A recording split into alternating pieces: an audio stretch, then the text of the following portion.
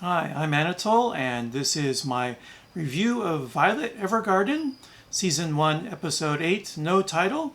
It's scored 8.6 on imdb.com, and that is from a total of 350 votes.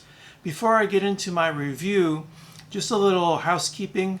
Some of you may have noticed that I've been absent from YouTube for a few months, and the reason for that is I've had some health problems that have prevented me from recording any videos. I'm a little better. I'm still day to day. So I do hope to begin recording videos again for YouTube, but they may not quite be at the pace I was at before, at least for the foreseeable future. So hopefully my condition improves to the point where we go back to situation normal.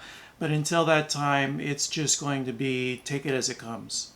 And I'm happy to be back for the time being. Now, my review of Violet Evergarden episode 8, what I really enjoyed about this episode was that we are exploring more the dynamic with the Major Gilbert. And it's been kind of like an onion, because each episode peels either a little bit more away from the character of Violet Evergarden and has been a real slow burn for developing her personality. And apparently this is different from the light novel, because a lot of the episodes in the middle part of the first half of the season were new to the anime. So it was afforded a more slower build in the development of showing more of the personality of Violet and getting her to the point where she can realize the feeling of love, the understanding of love and the feeling of love, becoming more empathic. And then the second point is that the twin development of Violet as a person corresponds to Violet's awareness of Major Gilbert. And she finally gets to that point where she understands that the Major is quote unquote dead.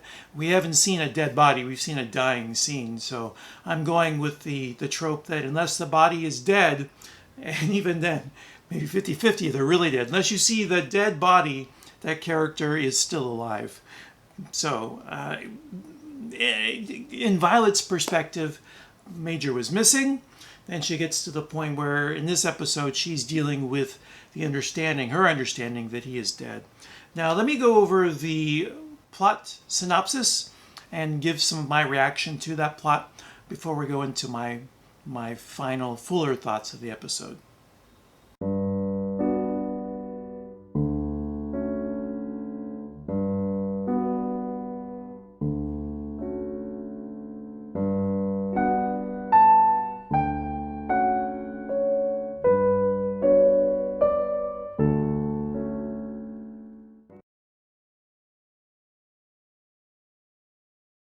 Welcome back, and now I will give the plot summary to the episode. Violet heads over to the military headquarters to confront Dietfried about the truth of Gilbert's fate, and he confirms that he is dead. And for me, this was a very powerful scene, because you had Violet verbalizing the grief she has for Gilbert and the understanding that he is gone, at least as far as we know. Still in denial, Violet travels to Gilbert's mansion, where she finds his grave. Before we continue with the plot, I wanted to add that we had a cold open at the beginning of the episode where we see Major getting Violet from, I can't remember the character's name, but what we see is really human trafficking, and because the man that Major gets Violet from considers her not even a person, just a weapon, a commodity that can be traded without any impunction over the consequence to the person that's being bartered. So human trafficking, more or less. And one aspect of KyoAni's adaptation of this is that it is very lush and very romantic, but there are darker aspects that get elided by KyoAni's light touch. And before I did this review, I tried to find a history on YouTube of KyoAni, and the closest I came was a YouTube vlog about the moe aspects of KyoAni, especially in things like Canon. And I think you can see that it's subdued. The moe aspect is very subdued in this anime, in the Violet Evergarden adaptation, but because that is something that is integral to the output of KyoAni, I think a lot of the touches in this, the very soft edge, the soft filters that are used in a lot of animation, for example, to give it that romantic feel, but also give it a softer edge, I think make it easy to overlook some of the darker aspects of the show. And in this case, that is the human trafficking that we get at the opening scene of the episode and then is ignored as the plot goes on to other areas, but is no less significant for that smaller proportion of the plot. Back at the post office, Hajins leaves to go look for Violet. Violet then begins to recall her past with Gilbert, which started when Dietfried transferred her to his command as a child soldier. Okay, so that's the scene I just explained. Despite his desire to raise Violet as a normal girl, Gilbert is forced by his superiors to put her on the front lines due to her combat abilities.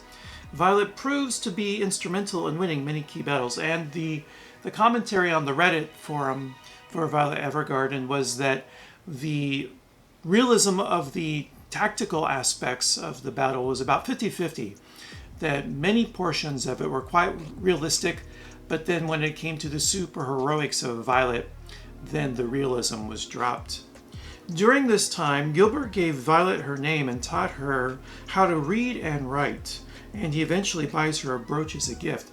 So here we're seeing a little bit of the Pygmalion, that Violet is this wild, uncouth savage, and here it's presented not so much as the savage trope, but as an android or robot, but it's still the unhuman.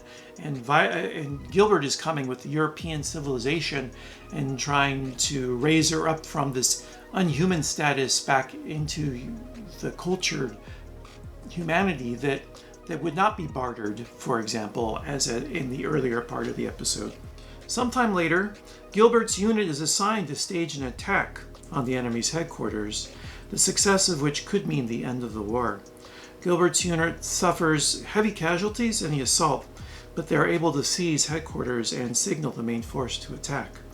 However, just as Gilbert sends the signal, he is shot by enemy soldiers, shocking Violet. And we haven't seen a dead body, so at this point, I'm assuming he's alive. Presumed dead, but still alive, because that is the oldest trick in the book, as they say. So my final thoughts on the episode, now that we've gone over the plot and I've given my basic feelings. I'm happy with the progression of the anime.